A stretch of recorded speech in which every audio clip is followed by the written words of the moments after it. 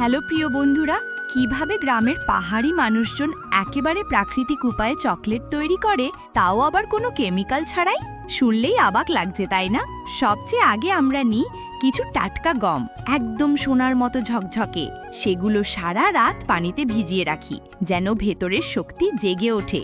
সকালে সেই ভেজানো গম জল থেকে ছেঁকে নিয়ে কলার পাতাতে ছড়িয়ে দিই, যেন তারা শ্বাস নিতে পারে। তারপর দুদিন ঢেকে রাখি, কিন্তু প্রতি কয়েক ঘন্টায় হালকা জল স্প্রে করে দিই, যাতে অঙ্কুর গজায়। এই ছোট্ট অঙ্কুরগুলো যেন নতুন প্রাণের জন্ম। যখন গমগুলো অঙ্কুরিত হয়ে ওঠে, আমরা ভালো করে ধুয়ে নিই। এদিকে আতপ চালু ধুয়ে কাঠের ঢাকনা দিয়ে ঢেকে ফুটিয়ে নিই, একদম চিপচিপে ভাত যেন তৈরি হয়। এরপর শুরু হয় আসল কাজ। অঙ্কুরিত গম কুচি কুচি করে কেটে সেই গরম আতপ চালের সাথে মিশিয়ে দিই, আর হালকা জল দিয়ে ভালো করে মেশাই, যেন একটা প্রাণবন্ত মিশ্রণ তৈরি হয়। এবার সেই মিশ্রণ 1 ঘন্টা ঢেকে রেখে দিই। বিশ্রামের দরকার সবার, তাই তো?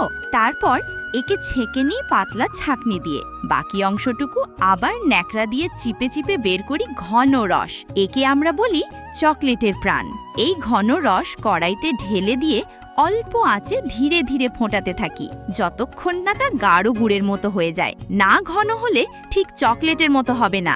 এবার একটুখানি নিয়ে কাঠি দিয়ে টেস্ট করি, কেমন হলো আমাদের ঘরোয়া চকলেট। যখন ঠিকঠাক মনে হয়, তখন সেই মিশ্রণকে লাঠির মাথায় পাকিয়ে অনেকক্ষণ ধরে টেনে টেনে ফাটিয়ে নিই, যেন একটা মোটা নরম মসৃণ টেক্সচার তৈরি হয়। তারপর টেবিলে রেখে হাতে হাতে গোল গোল লম্বা লম্বা করে বানাই, একদম চকলেটের মতন। ছুরি বা খুন্তি দিয়ে কেটে নিই ছোট ছোট টুকরো।